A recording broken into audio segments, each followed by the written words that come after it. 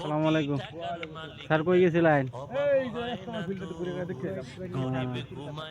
ইজতেমার বিষয়ে কি করবেন যে রে? কি আপনি জানাবেন মানুষের কি আহ্বান করবেন?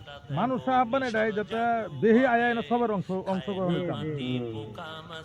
দেহে আমরা বিশেষ করে ধরাই ফেলে মানুষের বেশি করে সহযোগ করতেছে, কিন্তু আমরা আশপাশের লোকাল যে মহল্লার মানুষ একদম কম। তা আমরা ধরাই ফেলে মানুষ যদি সবার অংশীদার আমরা এলাকা অংশীদার হইতাম, নিজেও করতাম। আমরা জাতি ভাই বেহিরা আমরা বেহি সবার অংশীদার করতাম।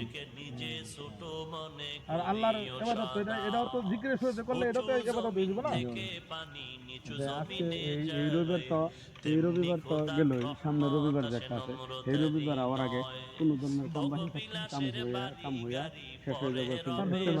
সামনে রবিবার কাম পাইব না। আফসোস, মানুষ আফসোস করবো যে এই ইজতেমার জন্য কেউ যদি একটা বাক্কা টুকরা করবার চা, কেউ যদি একটা গাতি দিবার চা, কেউ যদি ইজতেমার কোনো দিনের কাজ করবার চা, এই ইজতেমার কামটা কেউ করা হইতো না। কারণ একটাই, আজকে রবিবার, আর একটা রবিবার আওয়ার আগে সমস্ত কাম শেষ হয়ে যাবো। হাই আফসোস, মানুষ এখনো যদি এই ইজতেমার কাজ করবার লেগে যদি কেউ আবৃত্তি আছে, কেউ আইবার চা, এখনো মানুষ জলদি এই দিনের কাজের লেগে আল্লাহটাকে সারা দেওয়া লাগে, জলদি দিনের কাজের লেগে আওয়া লাগে। আপনারা কে কোথায় আছেন, জলদি ইজতেমার ফিল্ডে হাজির হয়ে যান, দুমদাম কাম করুন। এই কাম আল্লাহ ডাক দিচ্ছে, আল্লাহর ডাক দিচ্ছে। এখন বাড়িতে থাকা যাবে না।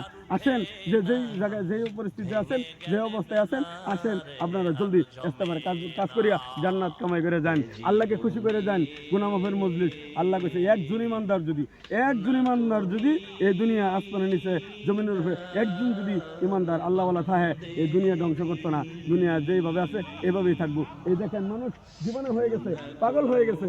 এই কিভাবে না খায়া, মাথার গাম পায়ে ফেলায়া, কষ্ট করে সারাদিন নিজের সমস্ত কাম ফেলাইয়া, জীবনে হইয়া পাগল হইয়া আল্লাহকে খুশি করার জন্য মানুষ পাগল হয়ে লাগে বসে। দেখেন কেমনে কাজ করতেছে। আগামী রবিবারে আয়া, সামনে রবিবারে মানুষ এই কামার বেশি পাইতো না। কাম শেষ হয়ে গেছে, ইজতেমার কাম ধুমধাম।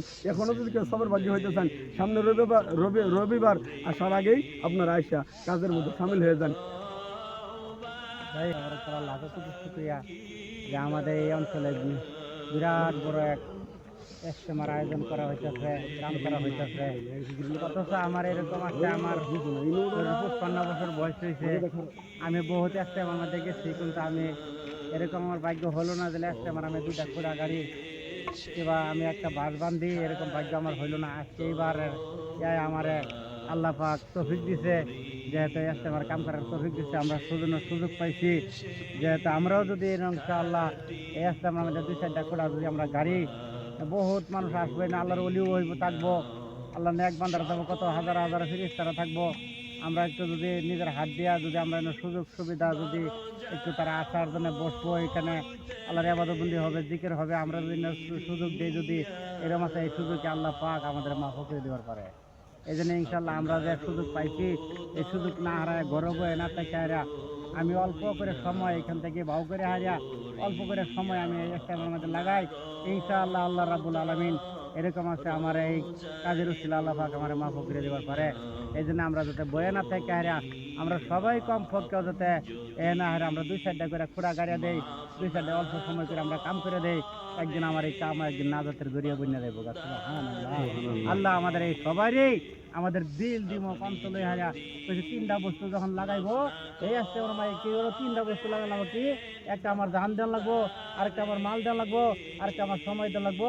এই 3টার সময় যে ব্যক্তি নাকি এই দিনের কাজে মাঝে লাগাইবো, আল্লাহ তাবারাকাল্লাহ উৎসাহ একটা জান্নাত আল্লাহ তার দান করবে। আল্লাহ তাবারাকাল্লাহ আমরা 3 বস্তু দিয়ে আল্লাহর জান্নাত লইবার জন্য আল্লাহ পাক আমরা সারা বিশ্বের মুসলমানকে আল্লাহ পাকের তৌফিক দান করুন।